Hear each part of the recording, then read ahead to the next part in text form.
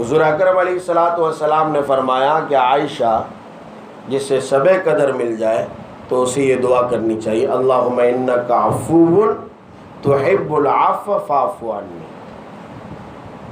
یہ دعا یاد کر لو، اللہم انک عفو تحب العفو فاعف عنی.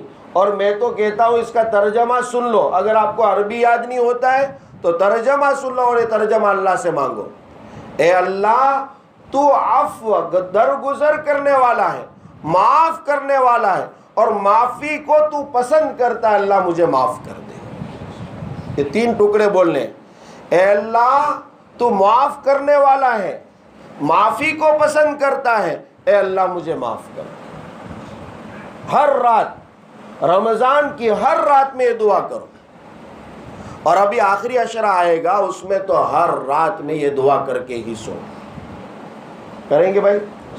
یہ چند باتیں تھی کورونا سے متعلق، بھی بہت ساری باتیں میں نے اکٹھا کی ہے اور اس کو میں اپلوڈ بھی کرنے والا ہوں. آپ اس کو سماعت کریں. رسول اللہ صلی اللہ علیہ وسلم نے کیا کیا طریقے ہمیں بتائے ہیں، کس طرح سے رہنا چاہیے ہمیں. کتنا ٹائم ہو گیا؟ ایک حدیث سنا دو.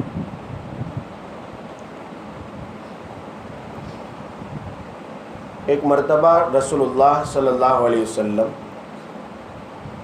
ام السائب یا ام المصیب، اول او کر کے 2 نام بیان کیے، ان کے پاس تشریف لائے. تیز بخار تھا، تیز بخار تھا. حضور اکرم علیہ الصلوۃ والسلام نے فرمایا ما لکی. اس عورت سے پوچھا کہ تجھے کیا ہوا ہے، کیوں تکلیف میں ہے؟ تو اس عورت نے کہا کہ یا رسول اللہ صلی اللہ علیہ وسلم مجھے تیز بخار ہے اور بخار میں کوئی برکت نہیں ہے. الحمى وما بارک اللہ فیہ، کہ مجھے بخار ہے اور اس میں کوئی برکت نہیں ہے. سنو، کورونا کو برا بھلا مت کہو. رسول اللہ صلی اللہ علیہ وسلم نے فرمایا لا تسب الحمى، او میں صاحب تم بخار کو برا بھلا مت کہو، تم اس بیماری کو گالی مت دو. محدثین نے اس کی شرح لکھی، کیوں کہ بیماری پیدا کرنے والا اللہ ہے. تکلیف جو تمہیں بخار کی وجہ سے ہو رہی ہے یا کورونا کی وجہ سے ہو رہی ہے یا کسی بھی بیماری کی وجہ سے ہو رہی، اس کا موجد یہ تو ایک سبب ہے، اصل میں اس کو وجود میں لانے والا اللہ ہے. اصل میں اس کا مسبب الاسباب اللہ ہے، اسی نے اس کو بھیجا ہے. لا تسب الحمى، لہذا تم بیماریوں کو گالی مت دیا کرو. تم بیماریوں کو گالی مت دیا کرو اور کیا کرو؟ صبر کرو. ایک روایت ہے کہ رسول اللہ صلی اللہ علیہ وسلم ایک بیمار کی عادت میں گئے. اکثر آپ کی عادت تھی بیماروں کی عادت کرنے جائے. ایک اعرابی بدو سیٹھ کی عادت میں تو ہزاروں جمع ہو جاتے ہیں اسپتالوں میں، اور ڈاکٹر اور وہاں کی نرسیں اور وہاں کے مینجمنٹ والے بیچارے پر یہ بیمار کو کتنے لوگ دیکھنے آ رہے ہیں اور غریب کو کوئی دیکھنے نہیں جاتا ہے. حدیث میں کیا ٹکڑا ہے؟ حدیث میں ٹکڑا ہے کہ حضور اکرم علیہ الصلوۃ والسلام ایک بدھو آدمی کی عیادت کرنے کے لیے گئے. ایک اعرابی دیہاتی کیسے ہوتے؟ ایک دم اس کے کپڑے پرانے پھٹے پرانے کپڑے، ایک ہاتھ میں لاٹھی ہو، اس کے اوپر وہ گٹھڑی وغیرہ لگی ہوئی ہو، اور عجیب اس کی شکل و صورت ہوتی ہے دیہاتیوں کی، کھیتی باڑی میں کام کرنے والا. کہ اس کی عادت میں گئے تو حضور نے اس کے پاس جا کر کیا فرمایا؟ لا بأس طہور انشاء اللہ. یہ الفاظ سنو، عجیب ہونا ہے کہ مولانا جو یہ بیماروں کی خدمت میں لوگ رہتے ہیں ان کو کیا پڑھنا چاہے گا؟ میری دعائیں چھپی ہوئی، میں نے کہا پوسٹر آپ تک پہنچایا ہے، اور آپ کے پاس نہ ہو تو یہاں جو عابد بھائی ہیں یا ہمارے یہ صاحب ہیں یوسف صاحب اور دوسرے جن کے پاس میرے نمبر ہے وہ سینڈ کر کے کہ میں وہ تم کو پہنچا دوں گا. سب کو پہنچاؤ، دعائیں پڑھو، دعاؤں کا اہتمام کرو. تو جو بیمار کے پاس آپ گئے ہیں اس کے پاس کیا کلمہ کہو؟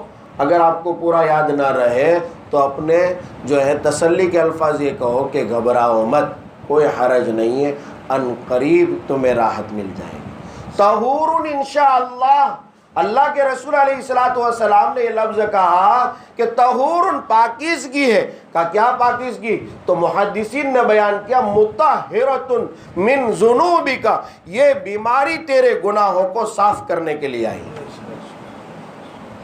یہ بیماری تیرے گناہوں کو صاف کرنے کے لیے آئی ہے۔ اس لیے گناہوں پر بھی یہ کیا ہے، بیماریوں پر بھی ہمیں صبر کرنا چاہیے، صبر کا دامن نہیں چھوڑنا چاہیے۔ اللہ قرآن میں کہتا ہے یا ایھا الذین آمنوا استعینوا بالصبر والصلاۃ، یہ آیت نازل ہوئی۔ اس کے بعد اللہ فرماتے ہیں کہ ہم تمہاری آزمائش لیں گے، پھلوں میں کمی کر کے، تمہارے مال میں کمی کر کے، بھوک دے کر، تمہیں طرح طرح کی پریشانیاں داخل کریں گے۔ پھر کیا فبشر الصابرین، اور پیغمبر صبر کرنے والوں کو خوشخبری سنا دو۔ کا کون ہے؟ الذین اذا اصابتهم مصیبہ قالوا انا للہ وانا الیہ راجعون، جب بھی مصیبتیں ان کو آتی ہیں، پریشانیاں سامنے ہوتی ہیں، تو یہ لوگ صبر کیا کرتے ہیں۔ حضرت عمر ابن خطاب رضی اللہ عنہ بیان فرماتے ہیں کہ جو ہے وجدنا خیر عیشنا بالصبر، ہم نے اپنی زندگی کی بھلائی صبر کے ذریعے دیکھی ہے۔ زندگی کی بھلائی چاہے لائف کو اچھا آپ کو گزارنا تو صبر کیجیے۔ حضرت علی مرتضیٰ رضی اللہ عنہ بیان فرماتے ہیں، حضرت علی رضی اللہ عنہ بڑے مقام کے، ان کا بھی مقام اور درجہ ہے، اور عجیب بات انہوں نے بھی بیان فرما دی صبر کے متعلق۔ کہا لوگوں تم صبر کیا کرو، کیوں؟ ان الصبر من الایمان، اس لیے کہ صبر کرنا یہ تو ایمان کا حصہ ہے، مومنین کو ہی نصیب ہوتا ہے۔ صبر کرنا یہ ایمان کا حصہ ہے، اور یہ حصہ بھی ایسا جیسا کہ جسم میں سر کا حصہ ہے۔ بھائی ہیڈ کو کیسا حصہ ہے؟ یہ سر، اس کی ویلیو، بھائی کسی کی گردن کٹ جائے گا پورا جسم ختم، مائنڈ خراب ہو جائے سب ختم۔ کہ جس طرح سے سر کو جو ہے درجہ حاصل ہے پوری باڈی میں، اس طرح ایمان میں صبر کو حصہ حاصل ہے۔ اس لیے نماز کا پہلے حکم نہیں دیا، پہلے صبر کا حکم دیا۔ اور ایک علامہ ہے، علامہ محاسبی رحمت اللہ علیہ، وہ فرماتے کہ بھائی صبر کیا ہے؟ تو دیکھو ہمارا صبر، ہاتھ پر ہاتھ دھرے بیٹھے ہیں، صبر تو کہ کچھ کرے نہیں سا، اللہ کے مقابلے میں کون کیا کرے گا؟ ہے کسی کے بس کی ہے؟ لیکن بیٹھے بیٹھے بات ہے کورونا بہت خراب بیماری آئی گئی، چھو عام چھنے تیم چھنے واویلا نے شور مچا رہے۔ علامہ محاسبی کی یہ بات یاد رکھو، انہوں نے کہا علامت الصبر اللہ تشکوا، کہا یہ صبر کی علامت یہ ہے کہ تم مخلوق میں سے کسی کے سامنے بھی ذرہ برابر کی شکایت نہ کرے۔ شکایتوں کے ہم نے پورے انبار لگا دی اور کہہ رہے ہم تو صبر کر رہے ہیں، اب ہاتھ پہ ہاتھ دھرے لیکن زبان جاری ہے، شکایتیں کر رہے ہیں، ایسا نہ کرو۔ حضرت حسن رضی اللہ عنہ جو حضرت علی مرتضیٰ رضی اللہ عنہ کے بیٹے ہیں، حضرت حسن مشہور نام ہے، جانتے ہیں آپ؟ حضرت حسن رضی اللہ عنہ نے فرمایا اللہ کی قسم کھا کے کہہ رہا ہوں لوگوں تم صبر کرو اگرچہ تم ہلاک ہو جاؤ، تم صبر کرو اگرچہ تم ہلاک ہو جاؤ۔ تو ہمیں 3 چیزیں میں نے آپ کو بتائی ہے۔ نمبر 1 توبہ کرو، نمبر 2 پوری دنیا میں جو بھی آپ سے مل رہے جل رہے سب پر رحم کرو، چاہے وہ مسلم ہو چاہے نان مسلم ہو، اور تیسری چیز ہے کہ صبر کا دامن ہاتھ سے چھوٹنے نہ دو۔ یہ 3 میسیج آپ کو میں نے دیے ہیں، اور بھی مزید باتیں کورونا کے دعائیں اور اس کے متعلق جو باتیں ہیں وہ انشاءاللہ آپ تک پہنچے گی۔ آپ میرے نمبر حاصل کر لیں یا میرے نام سے آپ سرچ کریں تو ملتا رہے گا۔ اللہ تبارک و تعالیٰ کہنے سننے سے زیادہ عمل کرنے کی توفیق عنایت فرمائے۔ وآخر دعوانا الحمد للہ رب العالمین۔